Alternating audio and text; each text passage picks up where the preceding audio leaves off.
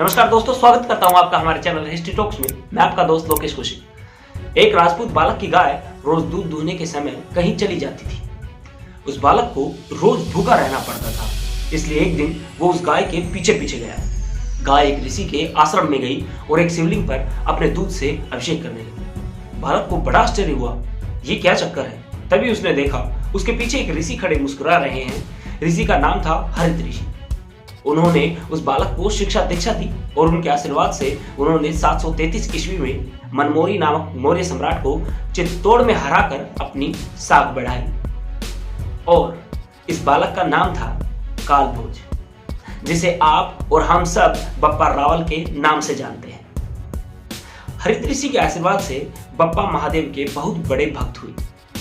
उनकी धर्म में इतनी रुचि थी कि जहां भी धर्म पर आघात होते वहीं पर बप्पा का कहर टूटता। 712 ईस्वी में जब मोहम्मद कासिम ने राजा दाहिर को छल से मार दिया तो उसने सिंध में अरबी सत्ता लहरा दी, मगर फिर भी वहां के शासकों को चैन कहा था। उन्होंने दो तरफ से मेवाड़ पर हमला बोला। अब की बार वहां का शासक बप्पा रावल था और बप्पा रावल ने ऐसा कहर मचाया, ऐसी मारकाट मचाई कि अरबी आक्रमणकारियों ने इतिहास में कभी नहीं सुनी थी। दूसरी तरफ से गुर्जर प्रतिहार वंश के नागभट्ट प्रथम ने उनको दक्षिण पश्चिमी राजस्थान की तरफ से दौड़ा दौड़ा कर मारा। फिर बप्पा रावल ने एक ऐसा काम किया कि अगले 3 शताब्दियों तक अरब शासकों ने भारत की तरफ मुंह उठाकर भी नहीं देखा।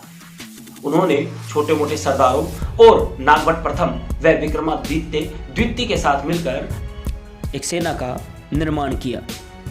इस सेना ने अरब के अल हकम बिन अलावा, तामिम बिन जैद अल उतबी, अब्दुल रहमान अल मूरी की ऐसी खटिया खड़ी की कि वहां के शासक बप्पा रावल के नाम से भी थर थर कांपने लगे।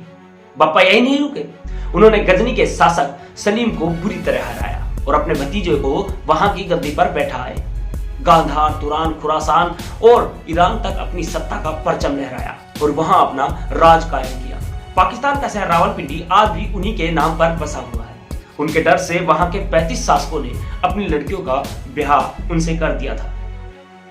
713 ईस्वी में जन्मे बप्पा रावल ने लगभग 19-20 साल तक शासन के बाद संन्यास ले लिया। 97 वर्ष की आयु में उन्होंने इस संसार को त्याग दिया। आज भी भारत के समग्र इतिहास में यदि हम खोजें तो शायद ही कोई ऐसा योद्धा मिलेगा जिसने दुश्मन को इस तरह घुटनों के बल पर लाया हो कि वे 3 शताब्दी तक उस बप्पा के कहर से भारत की तरफ आंख उठाकर भी न देखें। तो दोस्तों, ये कहानी थी कालभोज बप्पा रावल की। कैसी लगी आपको आज की ये वीडियो हमें बताना न भूलें। मैं आपका दोस्त लोकेश कौशिक। जय भूतेश्वर।